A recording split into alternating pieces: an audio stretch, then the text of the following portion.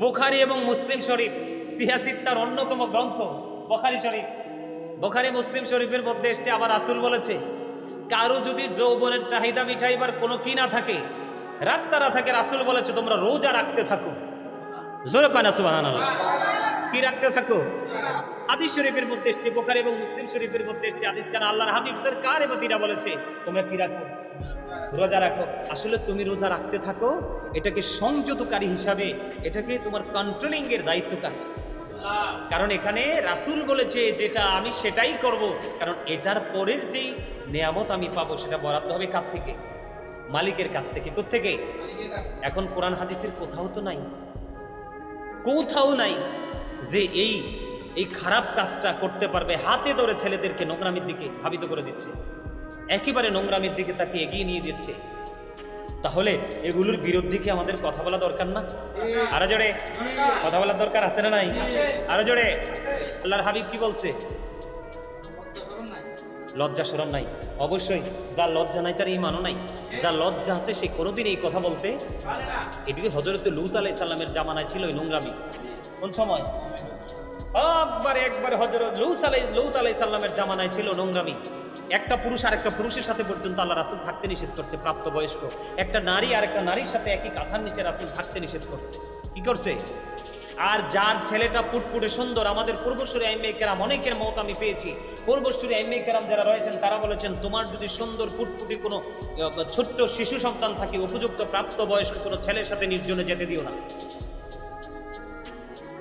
আর এত বড় জঘন্য মিথ্যাচার, কোরআন হাদিসের বিরোধী কথা বলে সাধারণ মানুষ দেশ এমনি ধ্বংস হয়ে যাচ্ছে নোংরামিতে নোংরামিতে নোংরামিতে।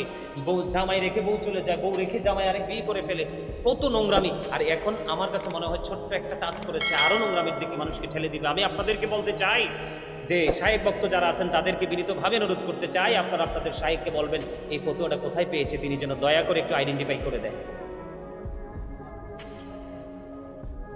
তার ক্ষমা কি আছে আল্লাহর দরবারে?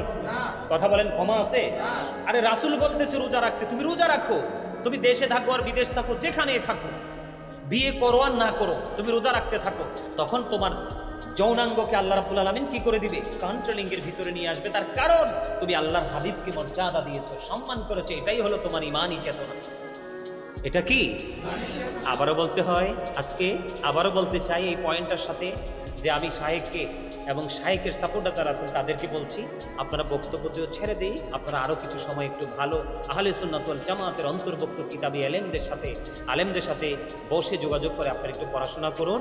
আপনারা পড়াশোনা করে, হ্যাঁ আপনারা একটু পড়াশোনা করেন, পড়াশোনা করে আপনারা একটু সঠিক তথ্যগুলো একটু আপনারা কি করেন, অর্জন করেন, জাতির সামনে তুলে ধরেন।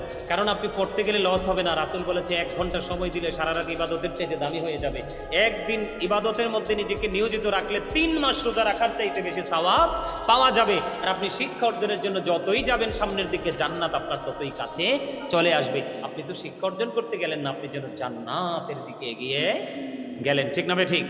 সম্মানিত উপস্থিতি, সম্মানিত দর্শক, আপনাদেরকে বলবো এই ধরনের শায়েখ তাদেরকে বয়কট করুন, তাদের বক্তব্য বয়কট করুন। অন্যথায় কিন্তু দেশের থাকেন আর বিদেশে থাকেন, কখনোই কিন্তু সুখে থাকা সম্ভব নয়। আর পরপারে যাওয়ার পরে তো শান্তির কোনো কি নাই, শান্তির কোনো সম্ভাবনাই নেই। আল্লাহ যেন আমাদের সবাইকে সঠিক বোঝ, সঠিক তথ্য যেন অর্জন করে, সঠিক বোঝ যেন দিয়ে আল্লাহ আমাদেরকে সঠিক পথে চলার তৌফিক দান করে। সকলে বলুন আমিন।